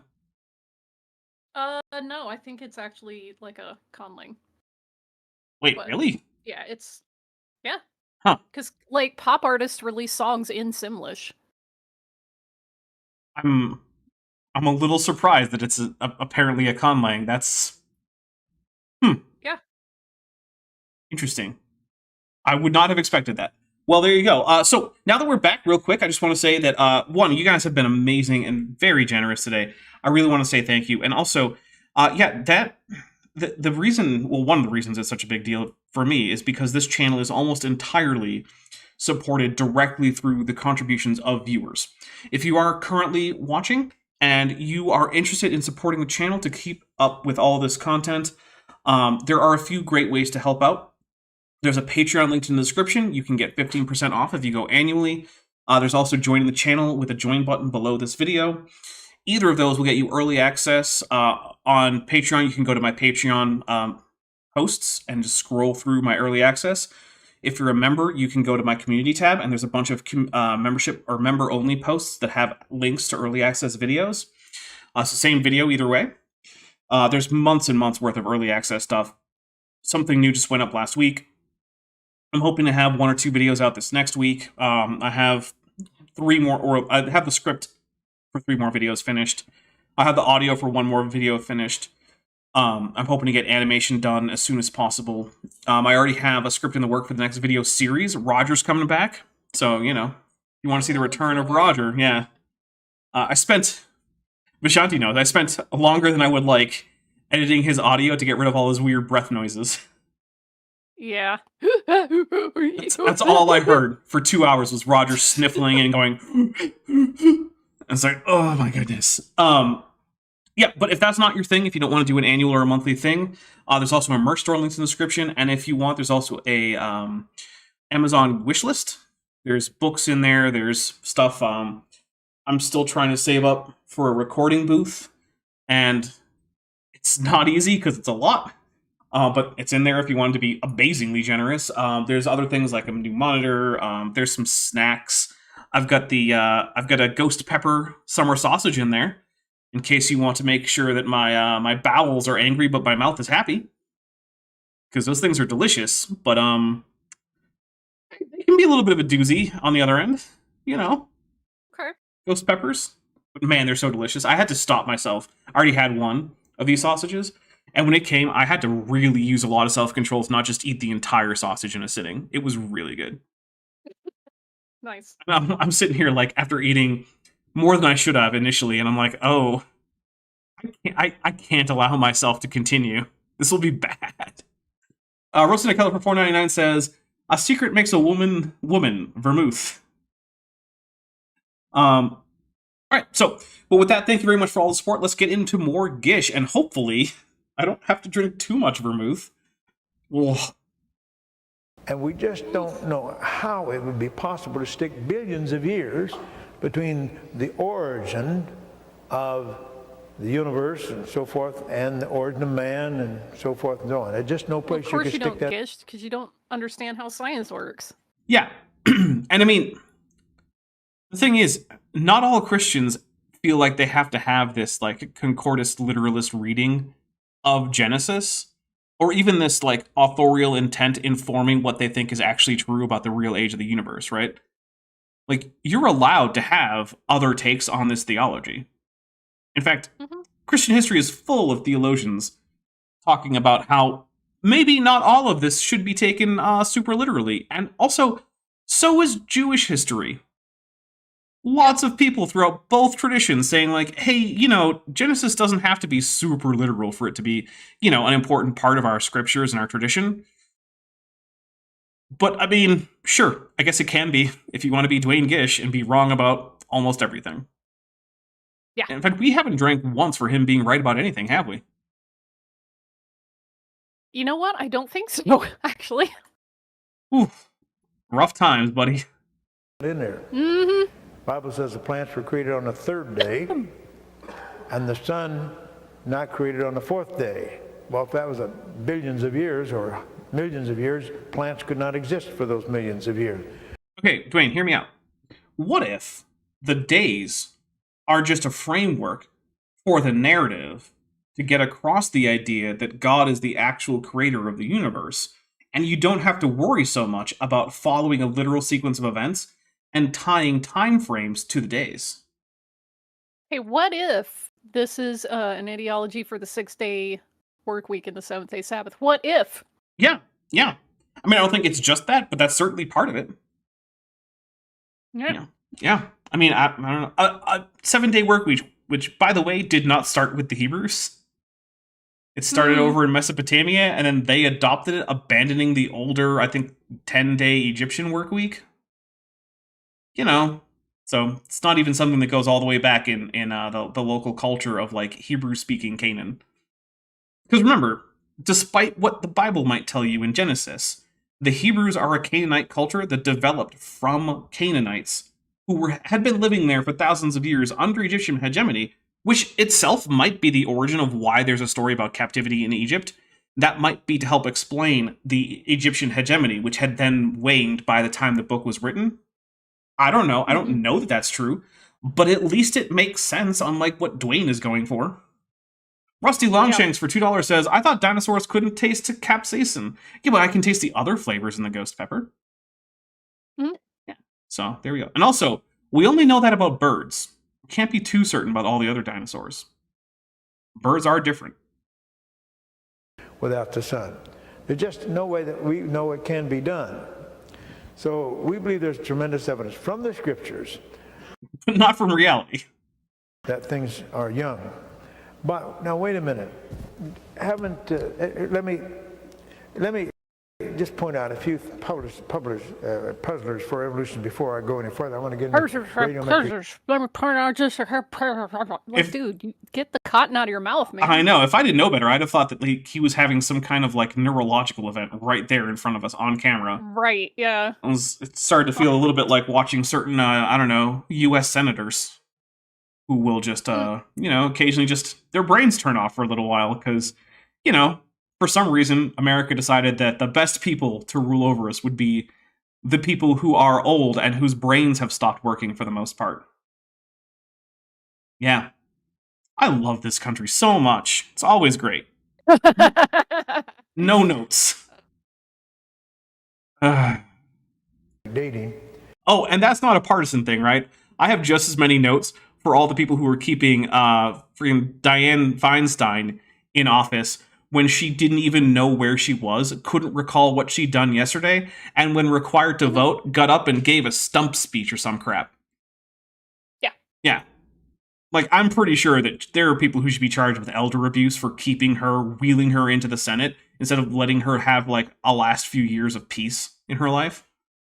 So, yeah. I'm not usually one to both side things, but this is one of those, there's a problem on both sides on this one. Just ridiculous. Yeah. Although I will say it was amusing to watch a GOP senator like take off his jacket and try to fist fight the head of the Teamsters Union, while Bernie Sanders desperately bangs on a gavel trying to get everyone to have order and saying like, "You're a senator, act like it." You're a senator. It's so funny. It's weird, How is it that Bernie is against senators fighting each other and is telling them to stop fighting, but he won't call for a ceasefire? Oh! Yeah. Sorry, did I just get political? A little bit. All right, here we go. Here's the Grand Canyon. What a hole in the ground that is. I don't know how many have been to the Grand Canyon. A hole in the ground. Technically, that's true. We're going to take an It's True drink because we haven't done one yet this entire stream. I feel like this is a pity drink. It is. Well, look, I usually tell people that as the stream goes, we get more and more generous with the That's True drinks. That's fair. Yeah. Okay, we're at the point where it's like we haven't had one, and we're most of the way through this stream. The first time I was there, it was just awesome to walk up to the edge of that thing and look out there over this Grand Canyon. Just fantastic place. Now I mean, it is a fantastic place. If you haven't been and you have the opportunity to go to the Grand Canyon, I highly recommend it. The South Rim is the place where most people go. It's the most accessible. Still has great views, and it's a big enough place that even when there's a crowd, it's usually not so bad that you can't get a good view in. There are numerous hiking trails both around the rim into the canyon. There's cool visitor center stuff. It's a nice place. I would highly recommend it. While I was being somewhat ironic about all the problems that the United States has, I will say the United States has one of the best park systems in the entire world. And whether you're American or not, if you can get to experience some of the national parks in the United States, I can say with high confidence that you will not regret it. It is one of the best things about the United States, in my humble opinion, is the national park system and just how many amazing parks there are. Mm-hmm. Not to knock other countries, though. Like, there's a lot of countries with great national parks, but like just the number and quality together in the United States, it's pretty hard to beat. So yeah. All right, here we go. See all that sedimentary deposits. Now, in evolution, say, well, of course, it take millions of years for that to happen. Okay, so that's an interesting question. It actually probably wouldn't take millions of years at minimum to get all of the deposition there. If you add up just the deposition times, the Grand Canyon probably actually doesn't come out to like much more than a couple million years. But that's in part because most of these layers aren't, like, nothing in the Grand Canyon is just continuous deposition from the bottom all the way to the top, right? We have breaks in deposition where there was no deposition and there was probably some erosion. We actually know that there was definitely some erosion in places like Surprise Canyon, which is a paleo canyon that the Grand Canyon cuts through, right? So there's a canyon within the Grand Canyon that's a paleo canyon that used to be a canyon, but that then got filled in, which is really cool, by the way. It even has its own like mapped out tributaries that go through like the rocks away from the canyon. So yeah. But on the other hand, the reason that it is dated is because we have things like we can correlate the layers there with other layers that can be dated with radiometric dating. We also have some igneous rock in the Grand Canyon that can just be directly radiometrically dated. And so the dating is not just, it would take millions of years to get this much sediment. However, it would take longer than Dwayne Gish has available. And that's just true for one formation. So you might be actually able to see it on screen. So you see how when you're looking far to the opposite rim from where the camera is, right? You have the top layer, which is just, the ground, right? And then below it, you have a very bright layer. And then you have a dark line. And then below that, you have a reddish layer, right? You see that, Vishanti? Yeah. Yeah, yeah. Well, I figure if you can see it, they probably can too, because basically none of this has been caught by the Luna key. So, that right there is the red wall limestone. It's hundreds of feet thick, or, dozens of meters thick. Whatever, take your pick, I don't care. It on its own would take longer to deposit at the maximum deposition rate for biogenic limestone, which is what that is. It would take longer to deposit than Dwayne Gish thinks the universe is old. Now, here's the thing. Young Earth creationists, mostly after Gish, have come up with excuses. And their main excuse is that under certain circumstances, you can induce fine-grained sediment to deposit faster than normal when you introduce various other things to the water that will form the formation of what's called floccules, which means that basically the sediments will come together and stick to whatever is the nucleus of this floccule, and they'll fall sort of like snow, right? So they'll stick together into bigger clumps. That will help them overcome the Brownian motion, which is helping to keep them suspended in the water column, and then they'll precipitate out faster. The problem is that floccules that are big enough to actually solve this problem would be visible without a microscope. You'd just be able to look at a sample of the rock and see the floccules. You know what's not actually been observed in any biogenic limestone ever? Floccules. Which means they're one rescuing device for this. The one thing that they're like, well, maybe flocculation can help explain it, hasn't been observed anywhere, including the red wall limestone. So just this picture alone has not millions and millions of years worth of sedimentation at a minimum. It actually does have that much, but that's, because if we discount the erosion and we just add up just the sedimentation time, it wouldn't actually take that long to get this much. But just the red wall limestone precludes the Earth being less than 6,000 years old. And also, if it were all deposited in a flood, then it would have to be graded from largest grain size toward the bottom to lighter and smaller grain sizes toward the top. But it's not. There's shale, which is under sandstone, which is over limestone, which is then itself under more sandstone. That's physically impossible in a single flood. You would have to reverse gravity in order for that to work. I don't remember the Bible talking about reversing gravity anywhere. But then again, it didn't talk about a lot of the stuff that young Earth creationists talk about. Like, when, not Dwayne Gish, but, what's that other guy? The Creation Evidence Museum guy. Carl Baugh, when he goes on about his transparent, glowing, liquid, metallic hydrogen plasma water, that's not in the Bible anywhere. You might be surprised to know. None of these words are in the Bible. No. He also seems to think that light pollution makes it easier, not harder to see stars, which is an interesting take. Oh. Yeah. Okay. Mm-hmm. That's one of the takes. Carl Baugh has been disowned by basically everyone but Kent Hovind, and there's a reason for it. Lay down all that sediment, thousands of feet of sediment. Well, it'd either take a little bit of water to do that or take an awful lot of water of short time, wouldn't it? If it was an awful lot of water, just take a short time for that. No, Dwayne. There are minimum deposition times for certain kinds of rocks that you cannot overcome by just adding water, because the problem isn't the amount of water, it's the speed at which the sediments can fall out of the water. It's actually pretty simple, right? It's the same principle as why feathers fall slower than rocks. Right? That's air resistance. Yeah. Water resistance is a thing, and the higher your surface area is compared to your mass, the slower you're going to fall through the water. Now, if you're small enough, you could be suspended in the water for years just because of the water resistance. And think about this, the smaller you are, if you hold density constant, the more surface area you have as a ratio to your mass, right? That's just, the square cube law. So smaller particles have a harder time falling out of the water column, which means things like shale and limestone have maximum deposition rates no matter how tall your water column is. And they tend not to deposit at all in turbulent water because that's usually enough to just actually pick them up. And then they don't tend to settle out until the water settles down. That's why limestone's maximum deposition rate is in calm water, not turbulent water, in which it doesn't really deposit much at all. How about that? I know, it's weird, right? It's almost like people have done, sedimentology experiments. Crazy. I can't believe. Who would do that?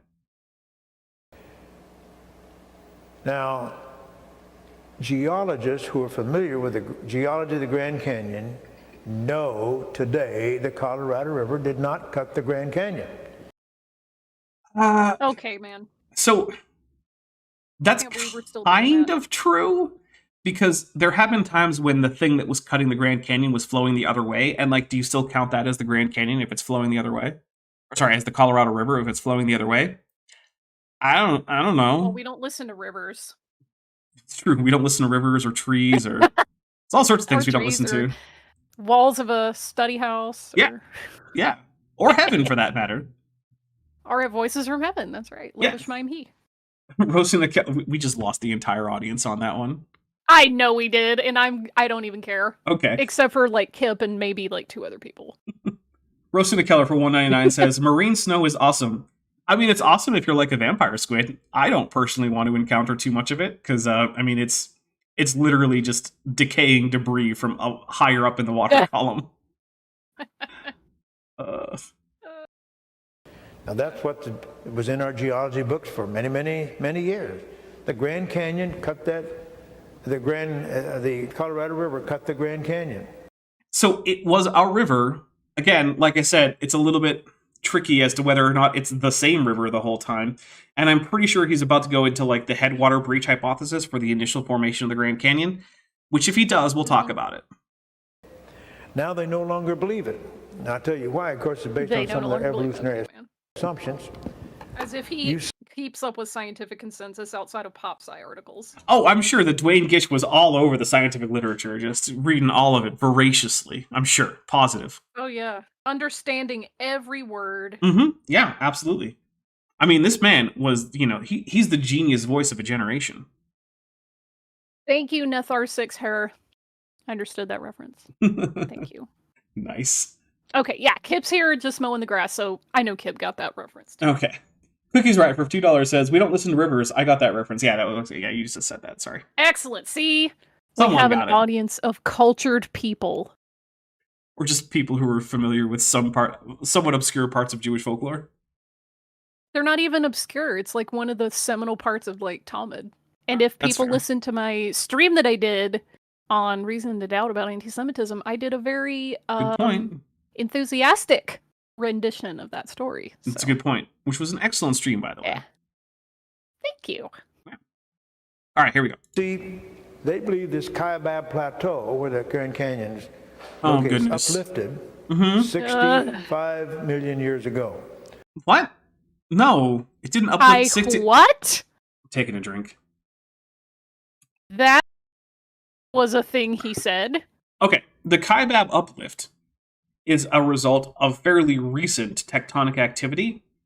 It is probably a result of subduction of the Pacific plate under the North American plate.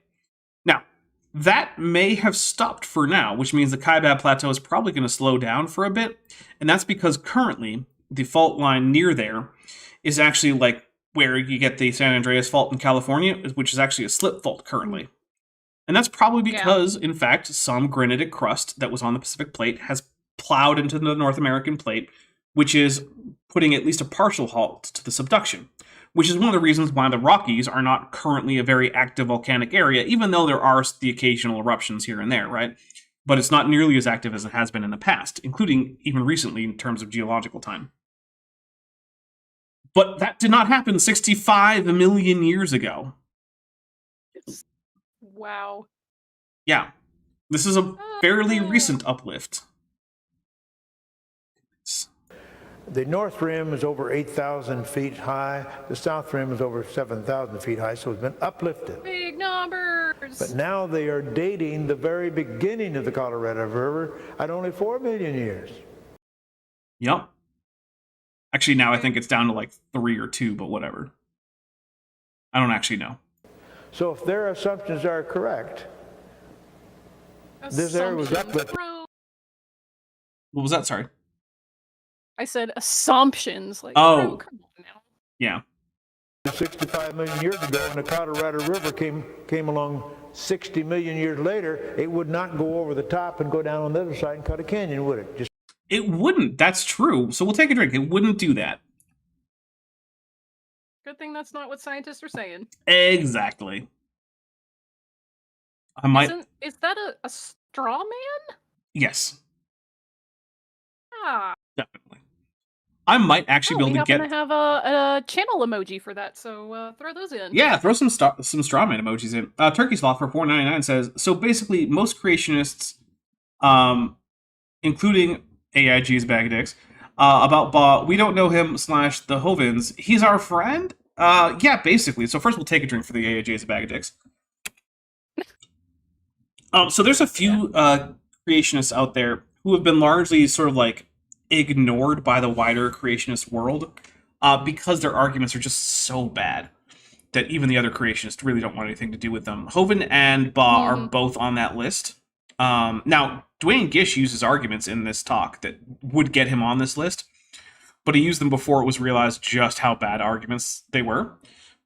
And then even among that, like, Ba and Hovind have some similarities, and they have some areas where they agree, but they barely ever mention each other, and I think in part that's because of how much they do actually disagree about a lot of things. Like, you don't hear Kent talking about, like, glowing liquid metallic hydrogen water plasma, which is, again, it's not a thing that's possible to exist. Some of those words are mutually contradictory.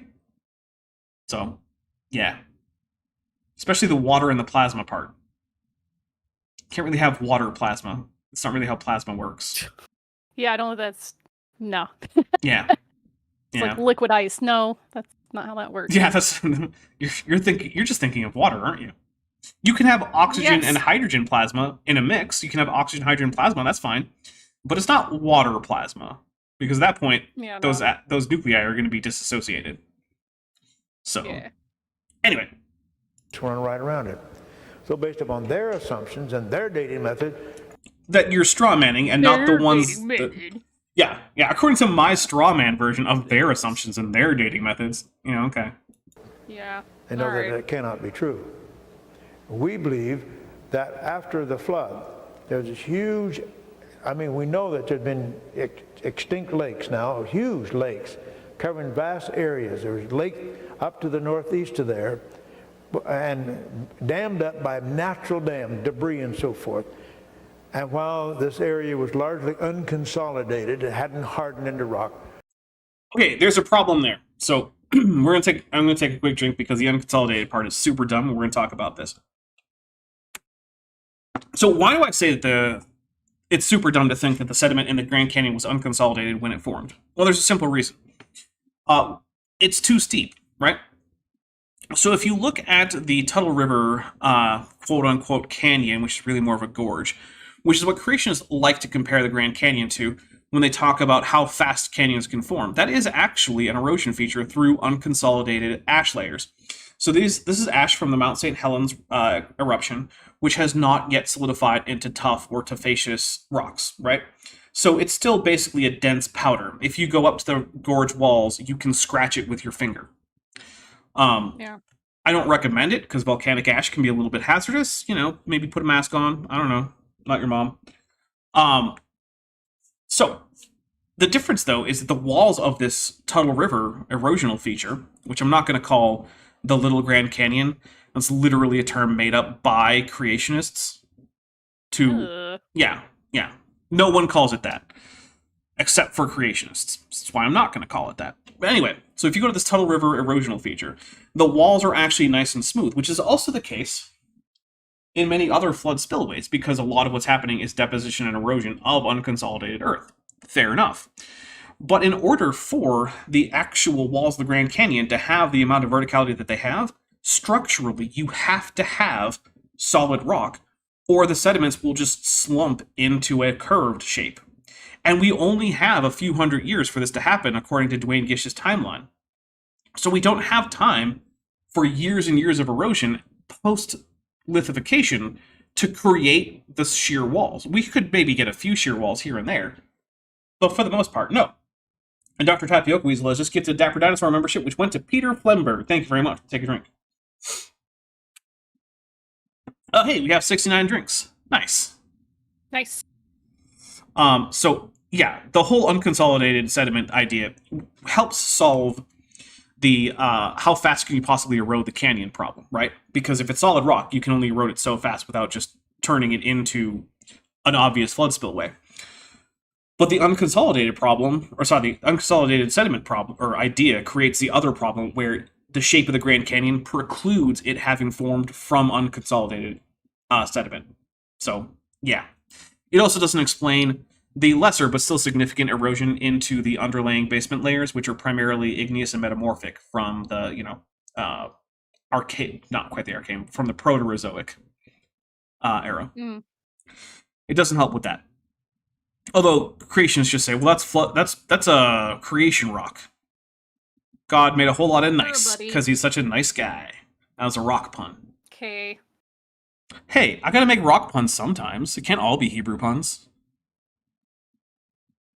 Okay, Those sure. dams collapsed, water came down through there and cut that canyon in a very, very short time. Yeah, again, not possible for numerous reasons. One of which is that the Grand Canyon has lots of like switchbacks and little barbed tributaries and dendritic little side branches and whatnot, which is not something you have in a catastrophic flooding event. In a flooding event, the channels that are eroded tend to be extremely smooth, and any they don't switch back, and any like islands that are left behind are characteristically teardrop shaped. None of which is true in the Grand Canyon. There are islands that are left behind by the Colorado River. They're not teardrop shaped. They tend to be a little bit more like lozenge shaped, not quite like diamondy shaped. Basically, they have relatively hard edges. Is what I'm trying to say, which is not what you expect, except at one end. For an island left behind by a flood, we don't have any of the smooth walls that we would expect from a flood drainage area. Now, what is the case is that he is right. There were paleo lakes to the east of the Grand Canyon, and that there was probably some kind of natural dam there, and that when it broke, it probably did create the initial channel that later became the Grand Canyon. That's true. That is a widely, it's not exactly the consensus, but it's a highly regarded hypothesis for the initial carving of the channel that would later become the Grand Canyon. So there is some truth to this. Let's see. Lou Villar says, geology rocks, but geography is where it's at. Good point. Alex Markham says, but Dapper, what if God used pressure washers? Yeah, I guess I can't rule out the God using a pressure washer idea. Yeah, you got me. Go up to Mount St. Helens and you'll find a canyon with a river going down through that canyon. And ordinarily you say that river took hundreds of thousands of years to cut that canyon. Do you know it formed in just a few hours? If he goes on to talk about the Tuttle River area, I will take a drink. That counts as a prediction. Okay. 2 years, a little short of 2 years after the volcanic explosion of Mount St. Oh my Helens, God. there was a mudslide on the side of that mountain that came down through there and cut a canyon right down through that material that had been deposited. Cut a canyon that's 600 feet wide and 150 feet deep. Yeah, that's exactly what he's talking about. He's talking about the Tuttle River, or is it Tootle River? It might be Tootle River, I'm not sure. Sorry, I'm not terribly familiar with the geography of the area. It might be Tootle River. And I've never heard it spoken as far as I know. In just a few hours. Amazing. Thanks, Dwayne. That can happen, and it has happened. Again, I'm just going to refer you back to earlier in the video when I talked about all the differences between this Tootle or Tuttle River area and the actual Grand Canyon and why they are actually bad analogies. Because the thing is, no one denies that erosion can do things fast, right? Like, that's never been in dispute.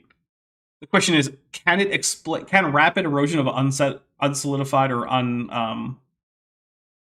consolidated sediment explain the Grand Canyon?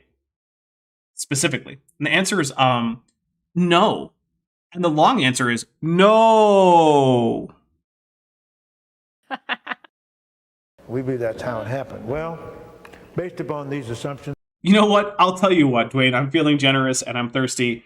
You're right. That is what you believe happened. That's a true statement. We'll take a drink.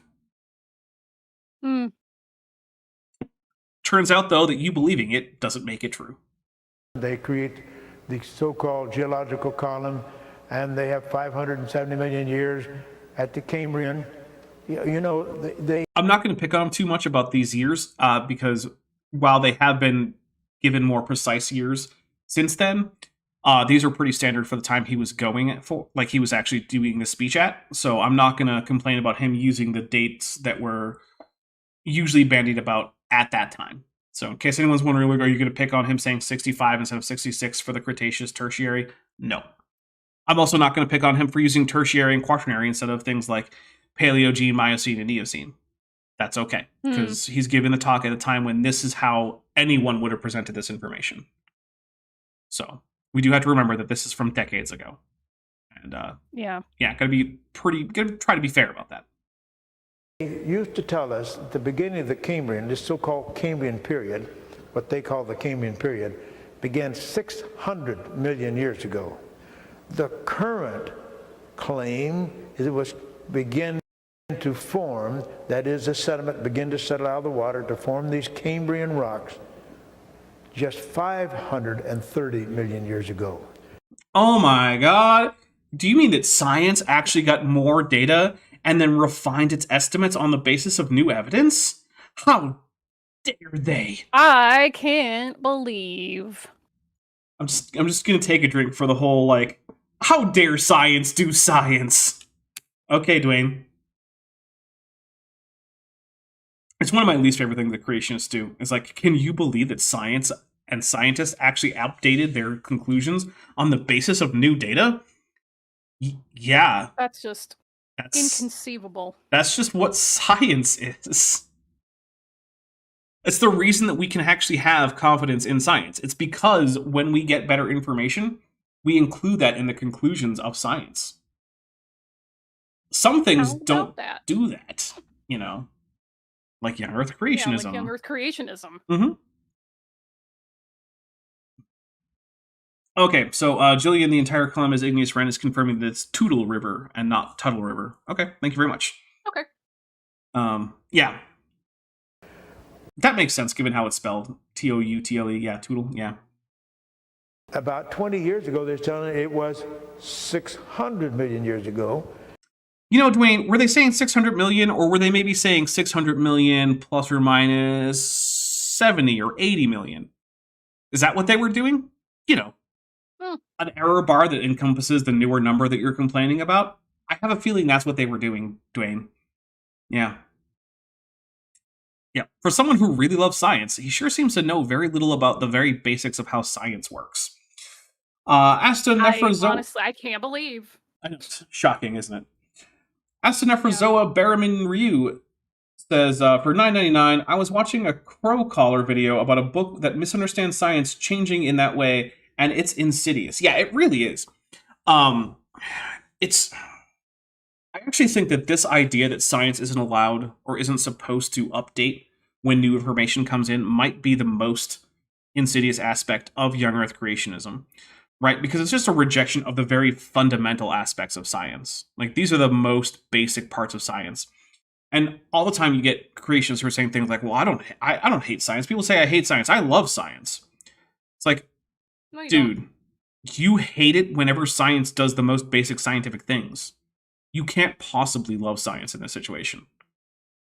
You hate everything about how science works. You can't tell me you love science. You might like certain factoids, like when Kent Hovind gives his, like, how to shoot a rubber band really far factoid.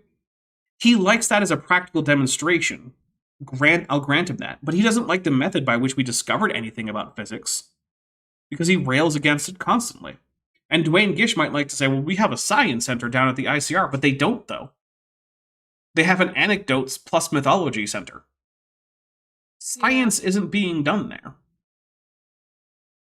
I'm going to play. Oh, wait, I'm sorry. Now they are doing science on Mexican cave tetras. And they have discovered that Mexican cave tetras can get a tan.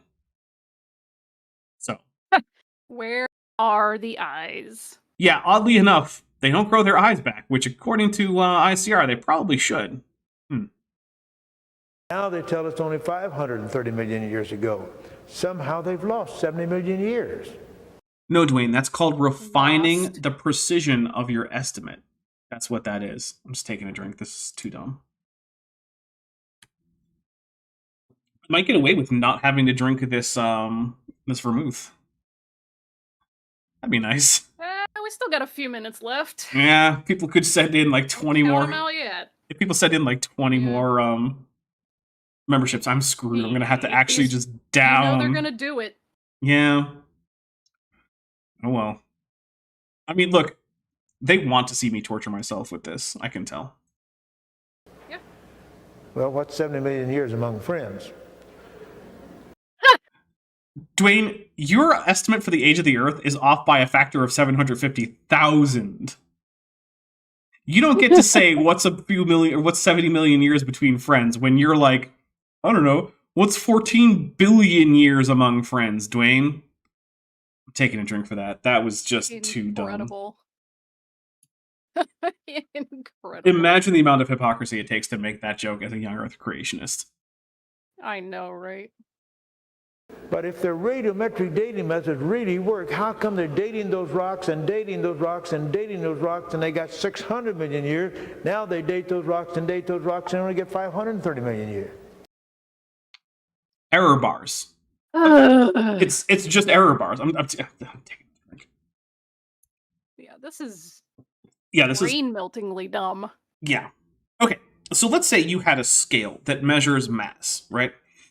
And this is calibrated to give a readout in a whole number of kilograms. Okay. So you put something on there, and it says that it weighs 5 kilograms. How much does it weigh? Or sorry, what's its mass? Is it 5.0 infinite repeating kilograms? Don't ask me this. Well, it's almost certainly not, right? Because you can only get whole numbers out. So if you put a mass that's 4.8 kilograms on that scale, what's it going to read out? 5. If you put a mass that's 5.2 kilograms, what's it going to read out? 5. So what's the actual mass? Well, it's 5, give or take about a half a kilogram. Different measurements have different error bars because measurement instruments can only be so precise. Precision corresponds to how wide that error bar is. As time has gone on, we have got more and more precise with our dating techniques, which has allowed a dating technique that used to read out in like hundreds of millions of years to now give us tens of millions of years. Instead, that's more precision. That's what happened.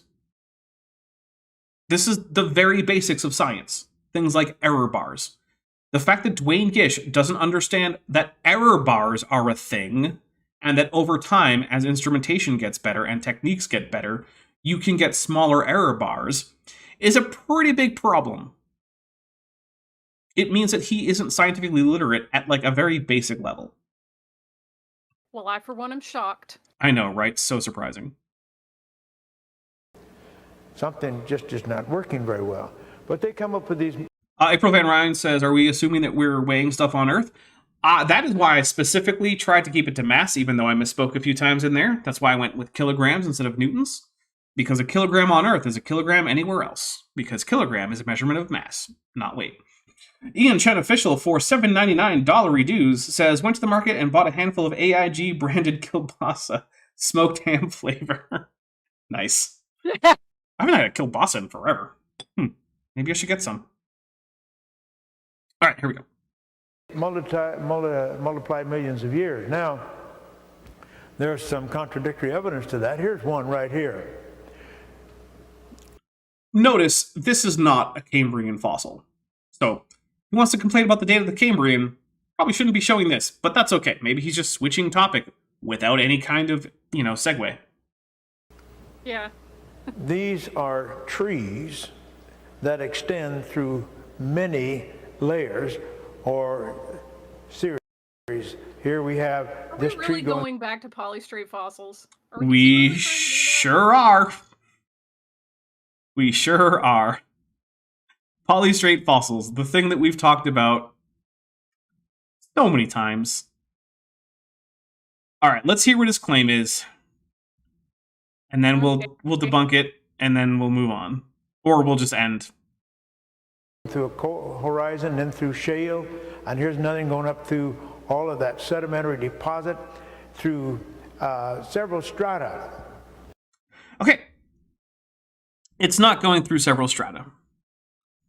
It is going through several laminae. Now, a stratum is a single depositional environment. These are lepidodendron trees. They are not technically trees in the modern sense, but they are, big, tall, woody-stemmed plants, so whatever. I'm happy to call them trees. All the botanists can come at me later. I don't care. Sorry, botanists. Plants are cool, but I'm not going to be that picky about it. Anyway, they are, in fact, in areas that had somewhat catastrophic deposition. And we can tell because when we look, these different layers actually do have the characteristics of flood deposition, right? They contain things like ripple marks or graded sediment and things like that. And also, between them, we have this thing called a soil horizon, in which we have a paleosol on one end that just cuts off with the next layer being deposited. Which means, one, these were relatively rapidly deposited, which is compatible with the flood idea. Although I'll notice that on the right-hand side here, you see how it's shale and then sandstone above it? That means on its own that could not be from a single event, because shale cannot deposit underneath sandstone in a single flooding event. So that's already precluded from being a single worldwide flood. But further soil horizons take at least a few years to develop, because soil takes a few years to develop. And so the very fact that there are soil horizons around these so-called polystrate trees means that it couldn't be a flood. So the only option left, the only one that actually fits all the data, is that these trees existed in swamps that occasionally flooded by up to like a meter or two. And that they persisted through multiple flooding events, and that these floods probably were not annual. They were probably, an every 5 or 10 year kind of thing. And we also have trees that you can actually start seeing growing at different soil horizons. Which doesn't make sense if they were all the product of the same flood. They should all be on a single horizon, or they should be sorted based on some kind of hydrological concern, but they're not. Instead, they just kind of start growing here and there at different soil horizon levels. Savage Antipodal Bearing Shores Cobra for $2 says, AIG is a bag of big woody stems. Alright, we'll take a drink for that, thank you. Uh-oh, I've only got like 2 drinks left of this beer. Can we make it through? Yeah, can we make it through before I have to actually drink some of this damn vermouth? Now, each one of strata is supposed to be laid down by hundreds of thousands, if not millions of years. No one has ever said that about these No particular one said formations. that. Yeah, no. This is so ridiculous. The fact that it would have taken hundreds of thousands of years to lay down the red wall limestone does not mean it took hundreds of thousands of years to lay down the shale or the sandstone. That's not how this works. Those trees could not be there for all those millions of years. They rotted away. They'd have been destroyed. They wouldn't be there. They wouldn't exist there. And they go through several strata. Well, he is right. They wouldn't still be there after millions of years, so we'll take a drink for that. I just love how he's saying strata. Yeah. Instead of it's the things that he chooses to pronounce. The way that it's just so wildly inconsistent. It's so funny to me. All right. For $2, Cookies Riot says Polystrate fossils equals look at the trees, but worse. Yeah, it's actually literally look at the trees, because it's trees. Let's see. Astra Nephrozoa Barraman Ryu from $1.99 says AIG is a column of polystrate fossils. Damn it! Now I have to drink some vermouth.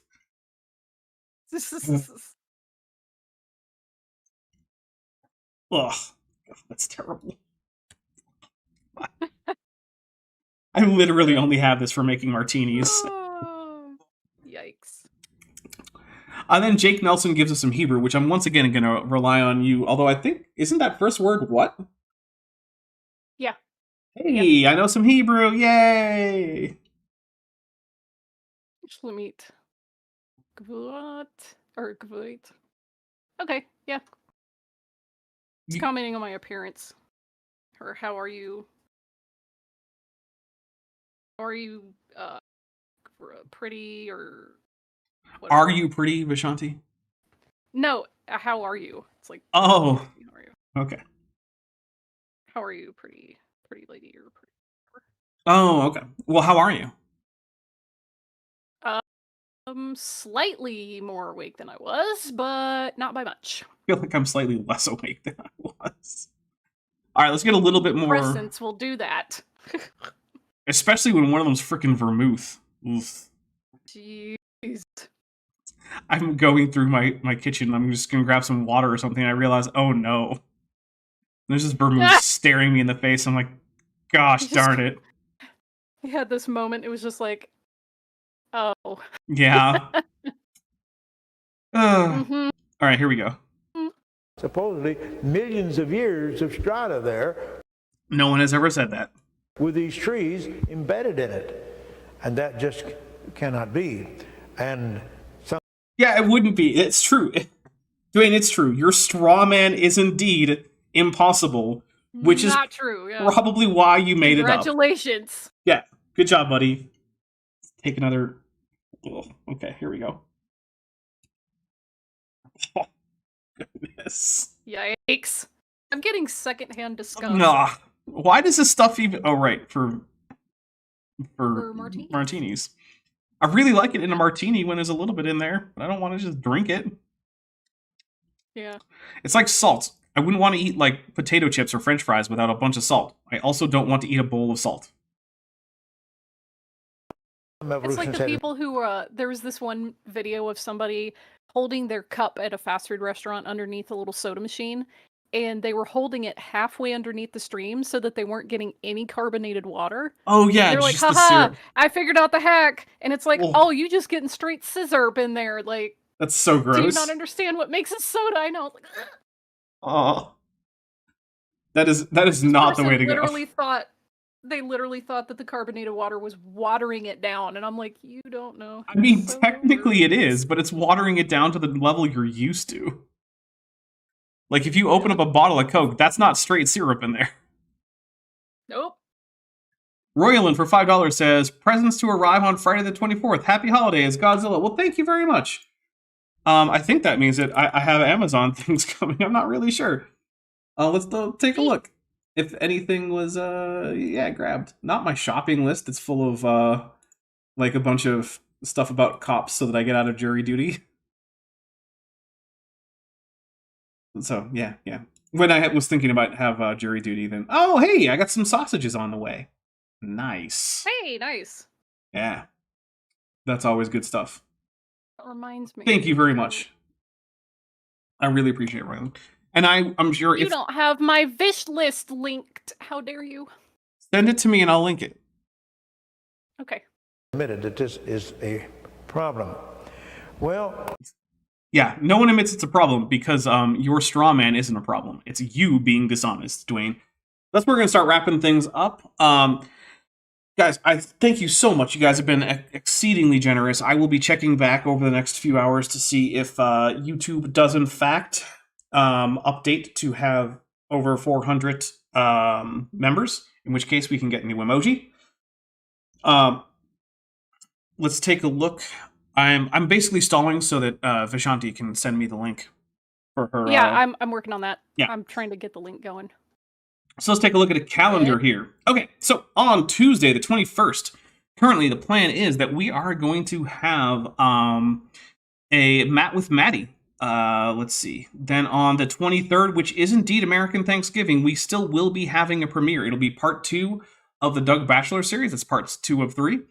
Then on Saturday, the 25th, I am planning on having another show. If Vishanti is willing and available, it'll be another Gish with Vish. If not, it'll be something else. And then, yeah, that'll get us to 1 week. So do remember that. All right. Linked it in the chat and linked it in your Discord. Awesome. Thingy. I am copying that as we speak.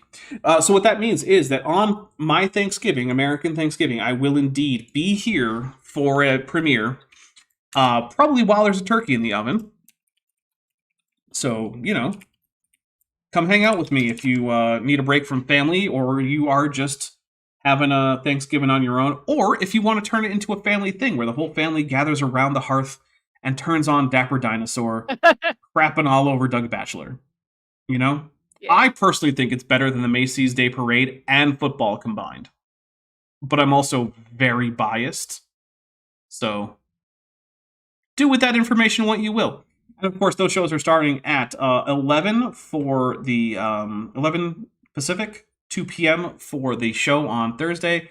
And the Tuesday show will probably end up actually being at 6 Pacific and 9 Eastern, which is a different time for me, but it's not for Maddie. And I want to make sure that Maddie is actually able to get there and everything. So I'm going to double check with her. And assuming that, she wants it to keep it for the same time on her clock, I'll make adjustments.